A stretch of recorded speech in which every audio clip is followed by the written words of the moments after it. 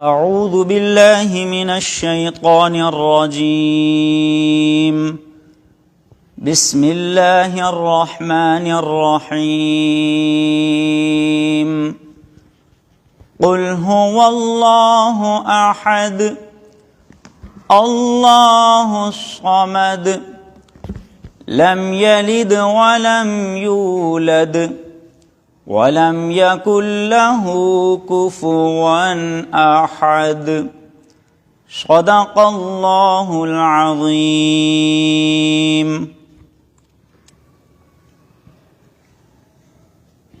السلام علیکم ورحمۃ اللہ وبرکاتہ۔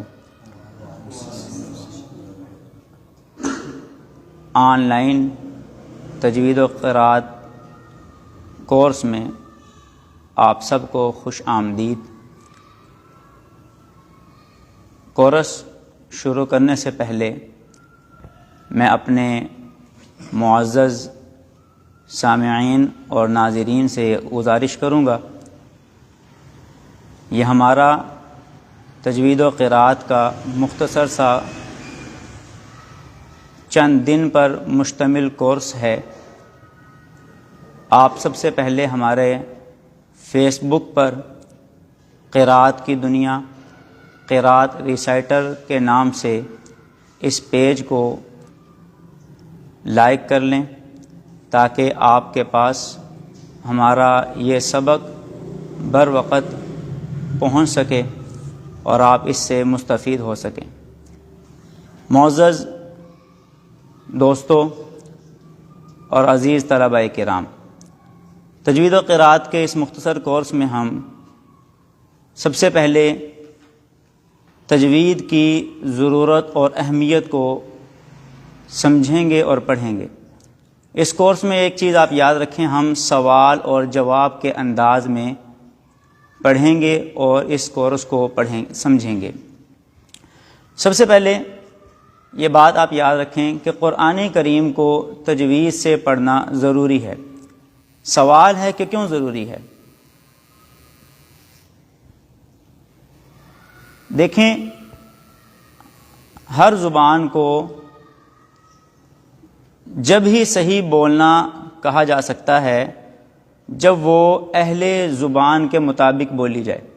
مثلا اردو ہے، اگر یہ صحیح اردو داں لوگوں کی طرز پر بولی جائے گی تو اس کو اردو کہیں گے، اور اگر اس میں آپ پنجابی بھی مکس کر لیں، انگلش کو بھی اس میں لے آئیں تو یہ خالص اردو نہیں رہے گی۔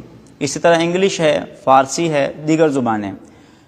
ہم تو یہ جو کورس پڑھ رہے ہیں تجوید و قرات کورس، یہ تو قرآن کریم کے درست پڑھنے اور تلفظ سے ادائیگی کرنے کا کورس ہے۔ اب قرآن جو عربی زبان میں ہے اور خالص عربی ہے، یہ بھی تب ہی صحیح ہوگا جب اسے اہل عرب کے طریقے سے اور ان کے لب و لہجے میں ہم پڑھیں گے۔ چنانچہ اگر ہم قرآن کریم کو عرب کے لہجے سے اور عرب کے طریقے سے نہ پڑھیں تو پھر اس میں یا تو عربی ادا نہیں ہوگی، یا پھر کہیں ایسا ہوگا کہ قرآن کریم میں جو اللہ تعالیٰ کی مراد ہے اس کے خلاف معنی پیدا ہو جائے گا۔ مثلا ہم ایک دو مثالیں دیکھتے ہیں۔ قرآن کریم میں اللہ تعالیٰ فرماتے ہیں قل هو اللہ احد، جو میں نے تلاوت بھی کی آج۔ قل یہ موٹے قاف سے ہے، دو نقطوں والا قاف، جس کو ہم موٹا قاف بھی کہتے ہیں۔ اس کا معنی ہے کہو وہ اللہ ایک ہے، قل کہو۔ اب اگر ایک پڑھنے والا موٹے قاف کی بجائے باریک قاف سے، کتاب والے قاف سے اس کو پڑھ لے کل، تو معنی بن جائے گا کھاؤ۔ اللہ کی مراد تو ہے کہو، اور اس آدمی نے معنی کتنا بدل دیا۔ اسی طرح بہت سارے الفاظ ہیں کہ جہاں پر اگر اس کو ہم صحیح عرب کے طریقے سے نہ پڑھیں تو پھر اس کی عربیت باقی نہیں رہے گی، یا اللہ کی مراد کے خلاف مطلب پیدا ہو جائے گا۔ چنانچہ یہ تو ایک عقلی بات تھی جو ہماری عقل میں بھی آتی ہے کہ ہر زبان اسی وقت درست بولی جاتی ہے، درست سمجھی جاتی ہے جب اہل زبان کے مطابق بولیں۔ ہم اس سے ہٹ کر قرآن کریم میں دیکھتے ہیں اللہ رب العزت اس بارے میں کیا ارشاد فرماتے ہیں۔ چنانچہ ہم نے تجوید کی ضرورت کو قرآن کریم میں دیکھا تو سورہ مزمل آیت نمبر 4 اللہ تعالیٰ فرما رہے ہیں وَرَتِّلِ الْقُرْآنَ تَرْتِيلًا، جس کا ترجمہ ہے قرآن کو صاف صاف پڑھو۔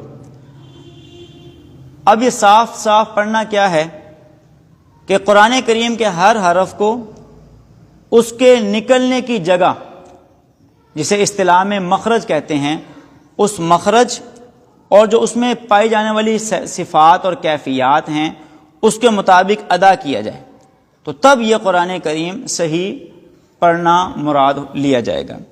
اور اگر ایسا نہ کیا تو آواز بھی خراب، الفاظ بھی خراب، اور یہ غیر عربی ہو کر رہ جائے گا۔ یہ تو قرآن کریم میں اللہ تعالیٰ نے فرمایا وَرَتِّلِ الْقُرْآنَ تَرْتِيلًا۔ سورہ بقرہ میں بھی اللہ تعالیٰ فرماتے ہیں الَّذِينَ آتَيْنَاهُمُ الْكِتَابَ يَتْلُونَهُ حَقَّ تِلَاوَتِهِ، اس کا مفہوم ہے جنہیں ہم نے کتاب دی وہ اس کتاب کا تلاوت کا حق ادا کرتے ہیں، اور وہ حق اس آیت کے اندر مل جاتا ہے سورہ مزمل کی آیت نمبر 4 میں۔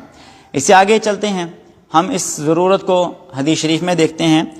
آپ نبی کریم صلی اللہ علیہ وسلم کی حدیث مبارکہ جس کے عربی کے الفاظ ہیں ان اللہ یحب ان یقرأ القرآن کما انزل، اللہ تعالیٰ کو یہی پسند ہے کہ قرآن مجید جس طرح اترا اسی طرح اس کو پڑھا جائے۔ ابھی اترا کیسے ہے اس کو اللہ تعالیٰ نے سورہ مزمل کی آیت نمبر 4 میں ارشاد فرمایا وَرَتِّلِ الْقُرْآنَ تَرْتِيلًا۔ لہذا یہ تو چند باتیں میں نے کرنی تھی تجوید کی ضرورت اور اہمیت کے حوالے سے، امید ہے کہ آپ کو سمجھ آ گئی ہوں گی۔ اب آگے ہم چلتے ہیں کہ قرآن کریم بھی یہی چاہ رہا ہے کہ قرآن کو عربی انداز میں پڑھا جائے، حدیث مبارکہ بھی یہی بتلا رہی ہے، اور عقل بھی یہی کہہ رہی ہے کہ عرب کے لب و لہجے میں عرب کے طریقے سے پڑھا جائے۔ اگر ایک آدمی قرآن کریم کو تجوید کے مطابق نہیں پڑھتا، جس کو ہم اپنی زبان میں کہتے ہیں تلفظ سے نہیں پڑھتا، صحیح ادائیگی نہیں کرتا، غلط پڑھتا ہے، تو اس کا کیا حکم ہوگا؟ میرے دوستو اس کو ایک سوال سے سمجھتے ہیں۔ سوال ہے تجوید کے خلاف قرآن پڑھنا کیسا ہے؟ جواب اس کا یہ ہے قرآن کریم کو اگر تجوید سے نہیں پڑھ رہا کوئی تو وہ 2 طرح کی غلطیاں کرے گا، یا بڑی غلطی کرے گا جسے نمایاں غلطی بولتے ہیں، یا وہ چھوٹی غلطی کرے گا جسے مخفی غلطی آپ کہہ لیں، معمولی غلطی آپ کہہ لیں۔ اگر وہ نمایاں غلطی کر رہا ہے تو یہ لحن جلی کر رہا ہے، اور اگر وہ معمولی غلطی کر رہا ہے تو اس کو لحن خفی کہتے ہیں۔ یہ اصطلاح آپ یاد رکھیں گے، ایک گویا یہ 2 اصطلاح بن گئی، لحن جلی اور لحن خفی۔ اب پڑھنے والا جو غلط پڑھ رہا ہے وہ لحن جلی کر رہا ہوگا یا لحن خفی کر رہا ہوگا اگر غلط پڑھ رہا ہے، اور اس کو ہم نے اپنے آسان لفظوں میں اردو میں یوں کہا موٹی غلطی لحن جلی ہے اور معمولی غلطی یہ لحن خفی ہے۔ اب آگے ہم یہ دیکھتے ہیں کہ لحن جلی یہ کس قسم کی غلطی ہے۔ اس کو علماء نے، اہل علم نے، اہل تجوید نے یہ بتلایا ہے لحن جلی 4 طرح کی غلطی شمار ہوتی ہے۔ اس کو آپ ذرا توجہ سے سمجھیں گے، یہ 4 طرح کی غلطی کون سی ہے؟ نمبر 1، ایک حرف کی جگہ دوسرا حرف پڑھ دینا۔ مثلا الحمد ہا ہے، اس ہا کی جگہ ہا پڑھ دیا الحمد، ہا کی جگہ ہا۔ اسی طرح میں نے ایک جو مثال پہلے دی قل موٹے قاف، اس کی جگہ بریک کاف کل پڑھ دیا، یہ ہے ایک حرف کی جگہ دوسرا حرف پڑھنا۔ دوسری غلطی ہے کسی حرف کو بڑھا دینا۔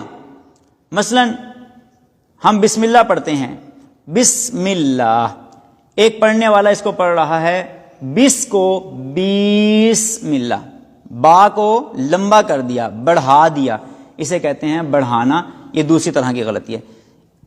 تیسری لحن جلی، تیسری قسم اس میں ہے کسی حرف کو گھٹا دینا۔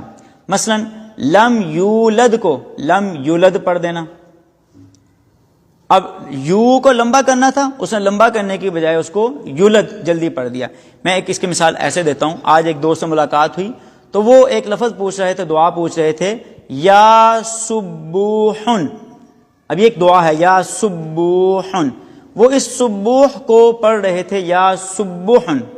با کو لمبا کرنے کا حکم ہے کیونکہ با کے بعد واو ہے، لیکن اس سے پڑھنے کے اندر وہ لفظ کو گھٹا کر پڑھ رہے تھے، یا سبحن، پھر ان کو سمجھایا کہ اس کو لمبا کرنا ہے، جو اس کا حق ہے لیکن وہ غلطی کر رہے تھے اس کو گھٹا کر پڑھ رہے تھے۔ بہرحال تیسری قسم کی غلطی ہے لحن جلی کی ہے، کسی کو گھٹانا۔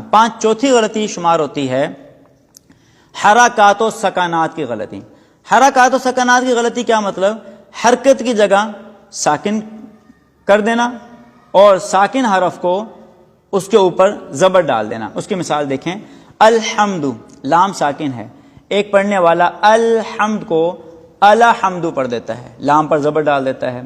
اسی طرح مالکی، لام پر زیر ہے اور ایک پڑھنے والا پڑھتا ہے مالک، مالکی، مالکی یوم الدین۔ اس طرح بہت ساری مثالیں۔ تو بہرحال یہ 4 طرح کی لحن جلی کی غلطیاں شمار ہوتی ہیں۔ نمبر 1 کسی حرف کو بدل دینا، نمبر 2 بڑھا دینا، نمبر 3 گھٹا دینا، اور نمبر 4 حرکات و سکنات کی غلطی۔ دوسری تھی قسم لحن خفی۔ لحن خفی کسے کہتے ہیں اس کو بھی سمجھ لیں۔ لحن خفی جس کو ہم نے کہا معمولی غلطی، یہ معمولی غلطی صفات عارضہ کی غلطی کو کہتے ہیں۔ صفات عارضہ کیا ہیں انشاءاللہ اگلے اسباق میں آپ اس چیز کو سمجھ لیں گے۔ یہاں آخر میں ایک بات اور یاد رکھیں، لحن جلی اور لحن خفی اس کا حکم کیا ہے؟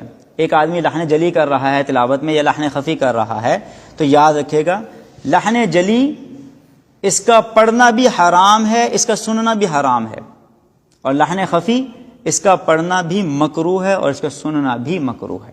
تو دیکھیں میرے دوستو، اگر ایک آدمی قرآن پاک صحیح نہیں پڑھ رہا تو کتنا بڑا گناہ کر رہا ہے، یا وہ حرام کام کر رہا ہے یا مکروہ کام کر رہا ہے۔ تو اس سے معلوم ہوا کہ ہمیں قرآن کریم تجوید سے پڑھنا کتنا ضروری ہے۔ اسی کے ساتھ ہم اپنے سبق کو روکتے ہیں آج کی تلاوت کے ساتھ۔ آخر میں آپ میرے ساتھ تھوڑی سی تلاوت کریں گے تاکہ آپ کو جو آج ہم نے اہمیت پڑھی اس کی روشنی میں قرآن پاک کو کچھ صحیح طرح تلاوت کرنے کا طریقہ معلوم ہو جائے۔ یہی سورہ اخلاص جو میں نے شروع میں تلاوت کی تھی، میں پڑھوں گا، میرے ساتھ آپ بھی اس کو دہرائیں گے۔ اعوذ باللہ من الشیطان الرجیم،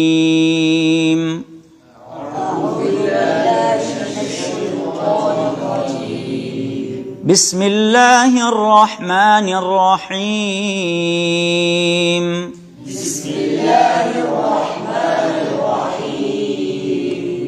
قل هو اللہ احد، اللہ الصمد، لم یلد ولم یولد، ولم یکن لہ کفوا احد۔